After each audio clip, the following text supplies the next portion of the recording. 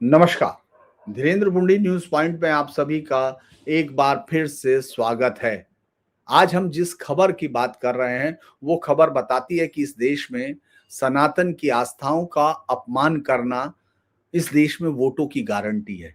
DM की जिस सरकारें ये तय करती हैं कि जितनी बार वो सनातन का अपमान करेंगी और उसके लिए अगर संविधान से और या कोर्ट से भी सनातन के लिए कुछ फैसला आएगा तो वो उसका भी सम्मान नहीं करेंगी। दरअसल जो दिसंबर 2025 के उसमें चल रहा है मदुरै के तिरुपुरनकुंद्रम पहाड़ी का जो विवाद है मंदिर का, वो लोकतांत्रिक भारत में समानता के दावों की धज्जियां उड़ा देता है।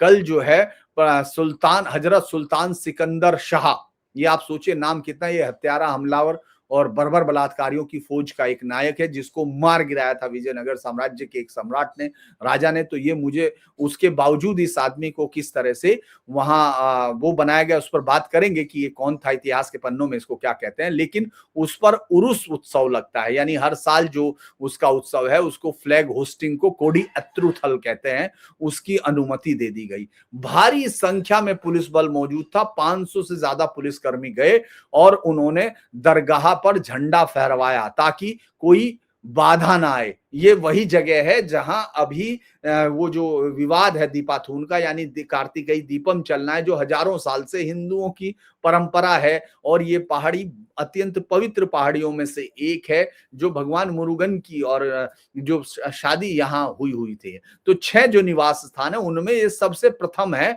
वहां दीपाथून नहीं जलने दिया गया हाई कोर्ट के आदेश के बावजूद। मैं उस पर डिटेल में बताऊंगा किस तरह से हाई कोर्ट के जस्टिस को डराने के लिए इंडी गठबंधन के तमाम लोग बेशर्मी के साथ पहुंचे और उन्होंने जो स्पीकर है ओम बिरला उसको वो भी दिया है, उसके खिलाफ महाभियोग का प्रस्ताव दिया लगभग 107 सांसदों के साइन करके, ताकि वो डरा रहे उस पूरी कोर्टें, इस देश की अदालतें डर जाएं अगर वो सनातन के लिए कोई सही फैसला भी देने की कोशिश करें तो उनको किस तरह से इस तरह के जालों में फंसाया जा सके। खैर वो हिंदू वहां पहुंचे, वो उन लोगों ने विरोध करने की कोशिश की कि भाई ये जो ये पूरा का पूरा यहाँ यही तो कहा गया कि इस समय हंगामा हो सकता है और झगड़ा हो सकता है, इसीलिए तो आप दीपाथून नहीं जलने दे रहे हैं, दीपाथून पर दीपम कार्तिकेय। लेकिन पुलिस ने उनको कल भगा दिया, दड़ा दिया और ये अवमानना है सीधे तौर पर। अगर आप इसको देखते हैं तो ये कोर्ट के आदेश की अवमानना है, इसमें तो सीधी सी बात है। अब चूंकि ये आखिर ऐसा है क्या, ये भी देखने की जरूरत है कि भाई ठीक है ये है क्या, इसको जो हुआ है। तो सिकंदर शाह कौन था? इतिहास की किताबों में जिस सिकंदर शाह को पीर या संत बनाया गया वो सीधे तौर पर उस आदमी की इस मंदिर पर कब्जे की कहानी है, जिसको उस वक्त नहीं कर पाया। उस वक्त सनातन के वीरों ने अपनी जान देकर भी उसको कत्ल कर दिया, उसको मारा, उसको युद्ध में हराया, सीधे युद्ध में हराया। क्योंकि वो तो हमलावर बर्बर बलात्कारियों की संतानें हैं, वो तो उस युद्ध को एक वो बनाना चाहेंगे कि साहब वो तो मार कर था और किस तरह मारा गया होगा, वो कहानी आपको वहां जाके मिल जाएगी। लेकिन सीधे तौर पर वो युद्ध में मारा गया जब इस पर बने हुए तिरुपुरनकुंद्रम पर बने हुए एक जो सदियों पुराने मंदिर, हजारों साल की आस्था के केंद्र को ध्वंस करना चाहता था, उस वक्त वो मारा गया। और चूंकि उसको कब्जा ना, तमिल साक्ष्य शिलालेख इस पर पूरी कहानी बताते हैं।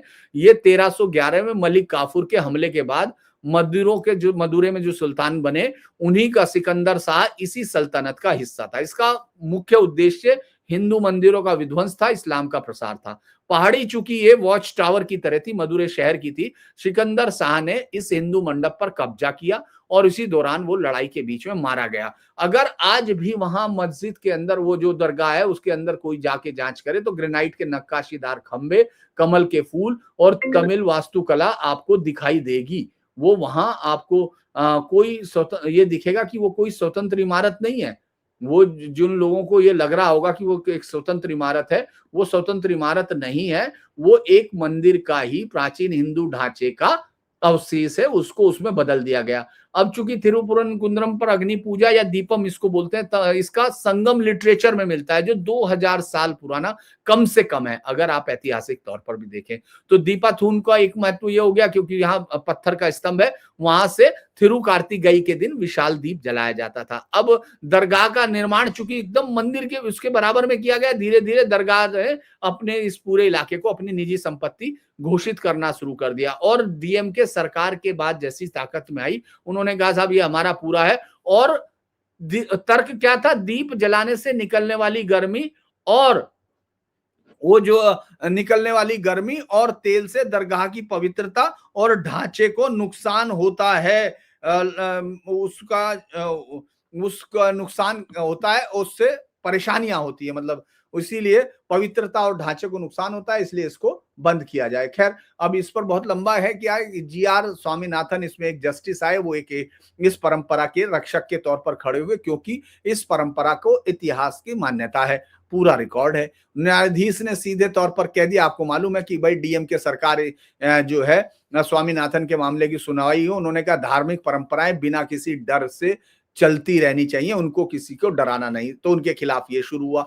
अब ये डीएमके ऐसा कर क्यों रही है? क्योंकि स्टालिन का लगातार इस मामले में थिरुपुरनकुंद्रम में ये सीधा दिखता है। और इसमें सबसे बड़ी गद्दारी किसकी दिखती है? हिंदू धार्मिक और धर्मार्थ बंदोबस्ती विभाग जो मंदिर का रक्षक हो, इसीलिए उसको कहा वो दरगाह के साथ खड़ा है।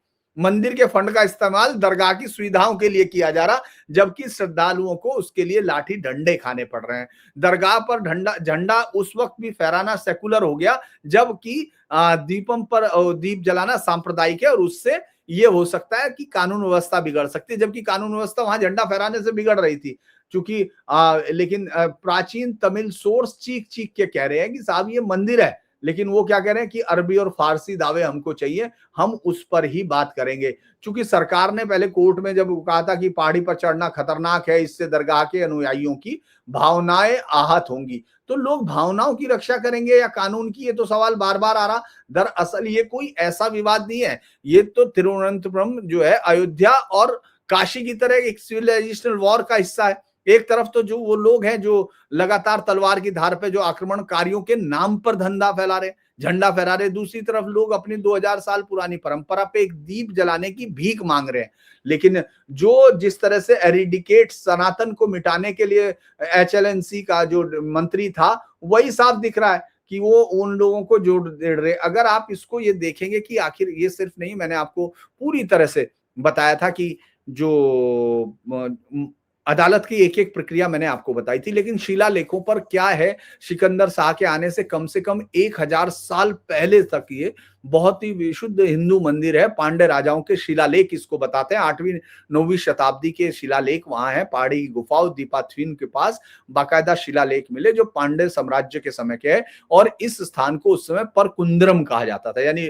और फिर इसको एक विशिष्ट शिलालेख में ये बताया गया कि सुब्रमण्य स्वामी को दी गई जमीन है जहां जलाए जाने वाले अखंड दीप यानी नंदा दीपम इसको कहा गया, उसका पूरा वर्णन शिलालेख में था। शिलालेख संख्या 333 एक एएसआई के रिकॉर्ड में है। ये बाकायदा बताता है कि पहाड़ की चोटी पे एक मंडप निर्माण है, दीप स्तंभ की स्थापना है, और जो दरगाह के अंदर पत्थर लगे हुए उसमें कई उल्टे लगे हुए, मकर तोरण क्लस की आकृतियां हैं, जो फिजिकल एविडेंस है आज की कि ये मंदिर जो है, मंदिर के उस पर दरगाह खड़ा किया। अब हम लोग राजस्व रिकॉर्ड पर जाते हैं।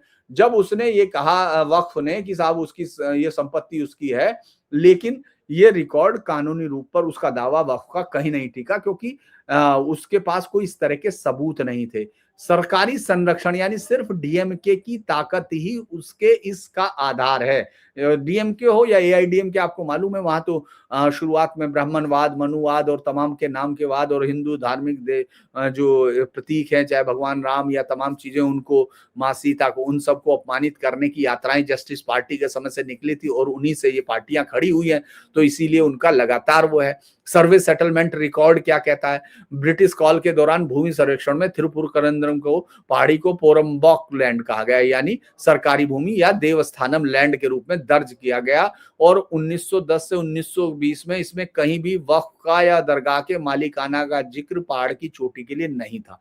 ये 1960 के दशक के बाद, याद कीजिए 1967 के बाद वहां से कभी भी कांग्रेस नहीं आई है। यानी जो 60 के बाद जैसे ही डीएमके ने वहां आना शुरू हुआ, उसने पहाड़ी पे दरगाह के नाम पे छोटे छोटे निर्माण शुरू हो गए, जिन्हें उरुस कहा जाता है। धीरे धीरे बड़ा होता गया और ऐसा हो गया कि आखिर में उन्होंने मुख्य दीपाथून के चारों ओर ही बाड़ लगा दी। अब चूंकि इसकी डिटेल्स क्या है, दीपाथून पहाड़ी के नीचे वहां से दरगाह का गुम्बद दिखता है। दरगाह पक्ष का कहना है कि जब भी वहां से घी या तेल डालते हैं तो इसका कुछ हिस्सा हवा के साथ दरगाह पर गिर सकता है।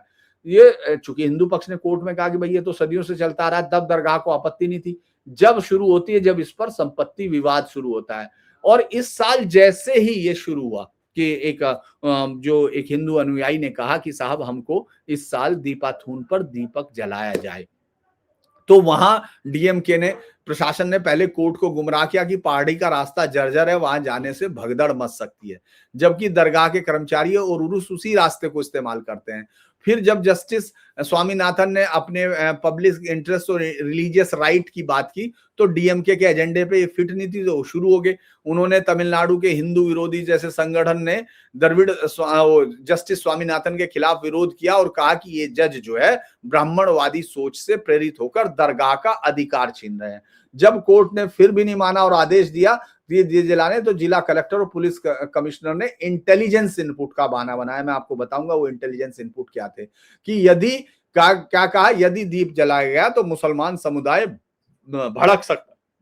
ये याद कीजिए, इस देश में हिंदू और सनातन परंपराओं को इसी तरह से अपमानित करते रहे, और मुस्लिम आतंकवाद जिसको कहते हैं, वो इसकी सबसे पहली सीढ़ी होती है। जब वो ये कहते हैं कि वो नाराज हो जाएंगे, वो भड़क जाएंगे, अरे भाई भड़कना है तो भड़क जाइए, उनको पकड़ने के लिए सिस्टम है। योगी आदित्यनाथ ने बहुत सारे भड़के को ठीक कर दिया, वो अंदर पड़े हैं। लेकिन चूंकि वो ये बताते हैं कि किस तरह से इस तरह की घटनाएं जो हैं मुसलमान वोटों को किस तरह ताकत देती है, और वो मैं बार बार आप लोगों को बोलता हूं कि मुसलमानों ने वोट बैंक बन के इस पूरी डेमोक्रेसी को रहन पे रखा हुआ है, गिरवी रख लिया है, और ये पूरी डेमोक्रेसी ब्लैकमेल होती रहती है। उनकी इस ताकत से ये इसमें भी दिखता है। अब ये अगर हम लोग देखें तो ये केवल धार्मिक रस्म तो हो नहीं सकती कल की, ये तो डीएमके सरकार का संदेश है कि वोट बैंक तुष्टीकरण किया जाएगा। मदुरै बेल्ट में जो मुस्लिम वोट बैंक है वो एकजुट रहे कि सरकार अगर आपके दरगाह के लिए, वो हाई कोर्ट की भी परवाह नहीं करती है, और जानबूझ के ये जो उनका थिरुकार्तिगेय है उसके समय दरगाह का इस समय ज्यादा, उसकी दरगाह की ज्यादा शान और शौकत के साथ और तैयारी के साथ दिया गया, ताकि ये बता सके देखिए हिंदुओं की आस्था का कोई मोल नहीं है। ये लगातार आप देखेंगे, ये जो द्रविड़ मॉडल है वास्तव में हिंदू मंदिरों को नष्ट करने का मॉडल है। मंदिरों का पैसा दरगाह की सेवा में, तमिलनाडु से मंदिरों से जो पैसा प्राप्त होता है सांप्रदायिक सद्भाव के नाम पर, इसको दरगाहों में, चर्चों में, आसपास की बुनियादी सुविधाओं पर खर्च किया जाता है। पुजारियों का उत्पीड़न है। तिरुपुरंकुंद्रम की पहाड़ियों का, कई पुजारियों का बहुत बार कहना है कि भाई वे पहाड़ी के ऊपर न जाने की कोशिश करें, उन्हें बार बार डराया जाता है।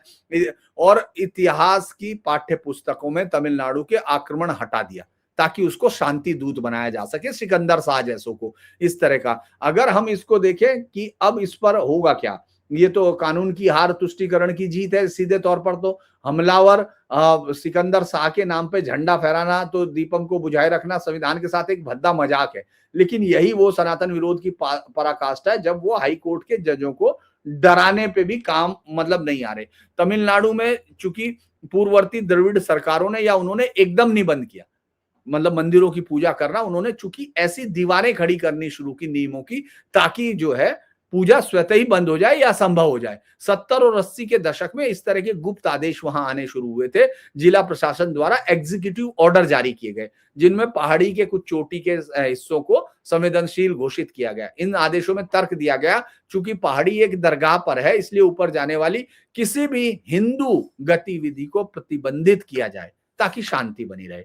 और HRNCE की जो भूमिका, यानी जो Tamil Nadu Hindu religious and charitable endowment act है 1959, इसकी जो धारा है वो 23 और 116 के अंदर सरकार को यह अधिकार मिलता है कि प्रशासन चलाने का अधिकार है। लेकिन डीएमके सरकार तो चूंकि बाद में आई, जब ये बना तो उस समय तो नहीं था। उन्होंने कहा कि इसका उपयोग मंदिर की रक्षा की बजाय परंपरागत सीमाओं को छोटा करके और वो किया गया। और फिर उसी समय से दलील देनी शुरू हुई कि पहाड़ की चोटी जो है मंदिर के मूल गर्भगृह का हिस्सा नहीं, इसीलिए वहां पूजा अनिवार्य नहीं। फिर इसके बाद जो वक्फ एक्ट आया वो तो 1995 का, उसने तो पूरे इस देश में लूट की छूट दे दी कि जिस तरह से इस्लामिक हमलावर, हत्यारे, बर्बर बलात्कारियों की जो जमातें थी जो इस देश पे हमला करने आई, अगर उनकी कोई वाकफियत उनके साथ कोई खड़ा हो तो उसके लिए लूट की छूट अपने आप हो जाए।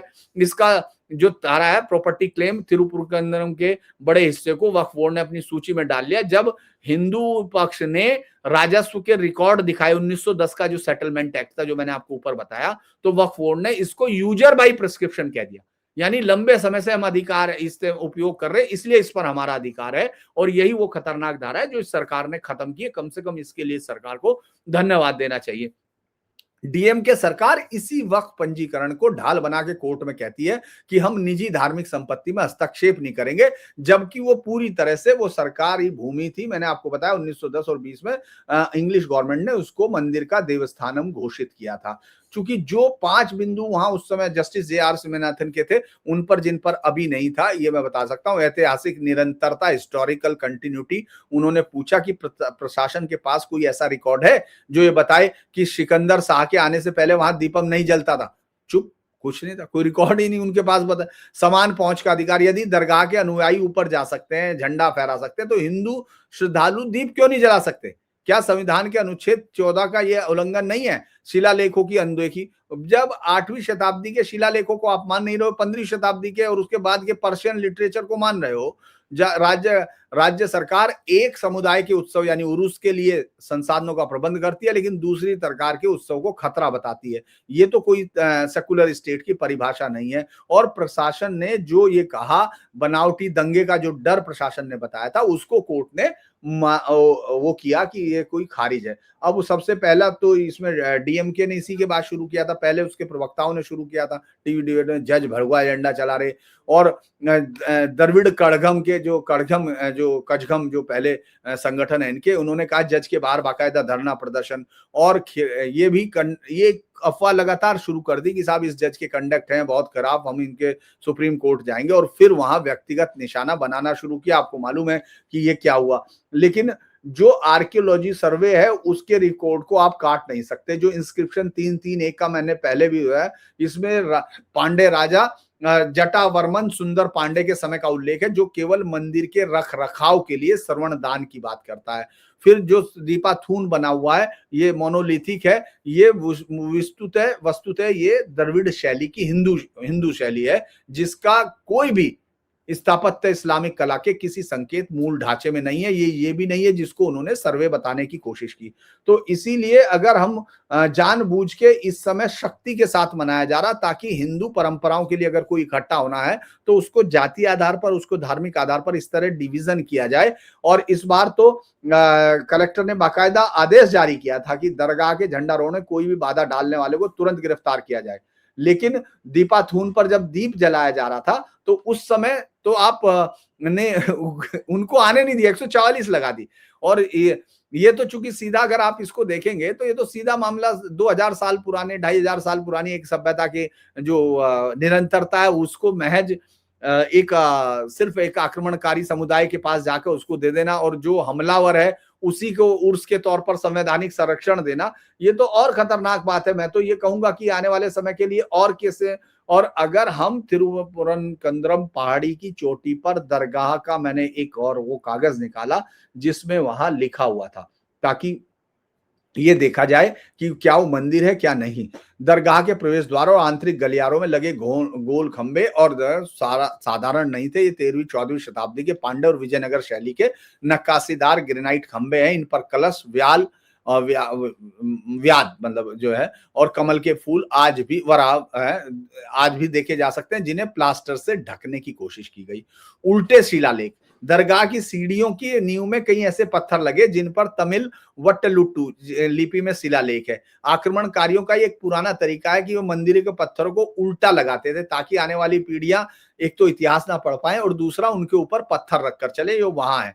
और जो अधिष्ठानम यानी बेस स्ट्रक्चर है उस दरगाह का, पूरी तरह एक हिंदू मंदिर के अधिष्ठानम की शैली में है। ये हिस्सा पहाड़ी के प्राकृतिक पत्थर को काट के बनाया गया था, जो ये बताता है कि ये केव टेम्पल का मंडप है। और एक ही विवाद का असली कारण तो ज्योग्राफिकल एक ही परिकर है। क्योंकि वो दरगाह और दीपाथून एक ही चट्टान पर स्थित है, जिनके बीच की दूरी कम है। और पुराने मैपों में दीपाथून एक स्वतंत्र स्मारक के रूप में दर्ज था 1920 के, लेकिन धीरे-धीरे दरगाह के चारों ओर पक्की दीवारें और शेड बना दिए, जिससे कि दीपाथून दरगाह के आंगन जैसा दिखने लगा। और सरकार ने कहा कि चूंकि दीप स्तंभ दरगाह के घेरे के अंदर है, इसलिए वहां जाना मुसलमानों की प्राइवेसी और सुरक्षा में खलल है। जैसे ये ऐसा ही मान लीजिए जैसे कि किसी के घर के रास्ते पे कब्जा करके उसी आदमी को घुसपैठिया बता दो। तो ये जो जिए हैं, जियो क्या-क्या थे? जियो आप देख लीजिए, जो एडमिनिस्ट्रेटिव स्ट्रेंगुलेशन यानी प्रशासनिक दम घोटा कैसे जियो थे, एमएस नंबर 164 इस तरह के आदेशों के माध्यम से भीड़ नियंत्रण के नाम पर दीपाथून के रास्ते को केवल हिंदू त्योहारों के दौरान बंद किया जाता है। सेलेक्टिव आर्कियोलॉजी क्या है? तमिलनाडु राज्य पुरातत्व विभाग पूरी तरह से सरकार के नियंत्रण में। उन्होंने आज तक इस पहाड़ी का ग्राउंड पेनिट्रेशन रडार सर्वे नहीं होने दिया, क्योंकि उन्हें पता है इसके नीचे क्या निकलेगा। वक्फ की मनमानी इसलिए है क्योंकि उन्होंने 1990 के बाद इस पहाड़ की जो सर्वे रिपोर्ट है उसमें बदलाव किए और बिना किसी ऐतिहासिक, बिना किसी कागज के उन्होंने दीपाथून को भी वक्फ संपत्ति में डाल दिया था। और डीएम के सरकार ने बजाय इसके कि इसको पंजीकरण को चुनौती देती, चूंकि उसका डिपार्टमेंट है HRNC, उसकी बजाय इसको मान्यता दे दी थी। अब चूंकि जस्टिस स्वामीनाथन इस रास्ते में आके खड़े हो गए, तो उन्होंने जो सरकार के सारे तर्क उन्होंने बता दिए। पहाड़ की चोटी पर हवा का दबाव बहुत रहता है, सरकार ने कहा वहां दीप जलाना आग का खतरा है। तो फिर दरगाह पर जवाब, वहां से सवाल पूछा गया कि फिर जवाब, दरगाह पर हजारों लोग उर्स के समय कैसे जुटते हैं, वहां आग का खतरा नहीं।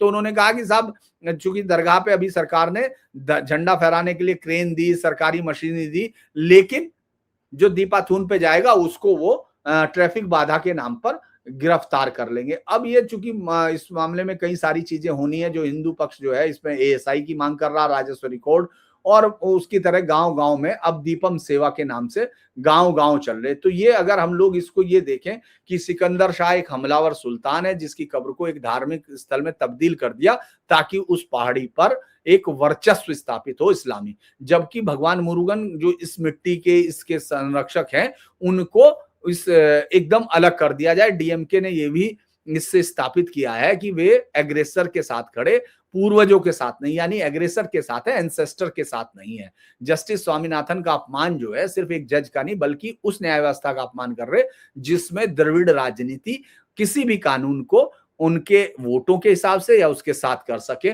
तो फिर मुझे लगता है कि ये बात अगर बहुत लंबे समय तक, जो गुप्त रिपोर्ट दी गई थी मैं उसमें बता देता हूं, क्योंकि लास्ट में हम यही खत्म करेंगे। सांप्रदायिक बारूद का रिपोर्ट में दर्ज किया कि अगर हिंदू श्रद्धालु पहाड़ी की चोटी पर जाते हैं तो स्थानीय मुस्लिम युवाओं में भारी आक्रोश होगा, जिससे मदुरै शहर में दंगे भड़क सकते हैं। दीपाथून के पास का रास्ता इतना संग्रह है कि भीड़ को नियंत्रित करना असंभव होगा। दिलचस्प बात है कि ये जब उर्स में ये हजारों लोग जाते हैं तब वो रास्ता सुरक्षित हो जाता है। और फिर ये कहा गया कि दीप जलाने की प्रक्रिया से दरगाह के अनुयायियों की धार्मिक भावनाएं आहत होंगी, क्योंकि वो जगह उनके कब्जे में अब है। जो दीपम जलाने की मांग कर रहे थे, पुलिस रिकॉर्ड में अतिवादी एक्सट्रीमिस्ट के तौर पर उनको दिखाया गया ताकि कोर्ट में छवि खराब की जा सके। झंडारोहण को एस्कॉर्ट दिया गया, जबकि हिंदू संगठनों को ऐतिहासिक डिटेंशन में लिया गया। तो मुझे लगता है कि एक बहुत बड़ा आगे आने वाला वो है। मैं इस पर वैसे तो और भी हम लोग बात कर सकते थे, लेकिन अभी के लिए इतना ही। और ये एक बड़ी चुनौती है, इसको कैसे देखा जाएगा ये तो देखने की बात है, लेकिन आज का दिन मुझे लगता है कि इस राजनीति में कुछ और सोचने का दिन है। तमिलनाडु के लोग किस तरह देखते हैं सनातन, वहां जातियों से निपट के एक अपने आप को कल्चरल एंटाइटी के तौर पर खड़ा कर पाता है या नहीं, इसके सवालों के जवाब तो समय ही देगा। लेकिन आज के लिए इतना ही। अगर वीडियो आपको अच्छा लगे तो सब्सक्राइब कीजिए, शेयर कीजिए और लाइक कीजिए। नमस्कार।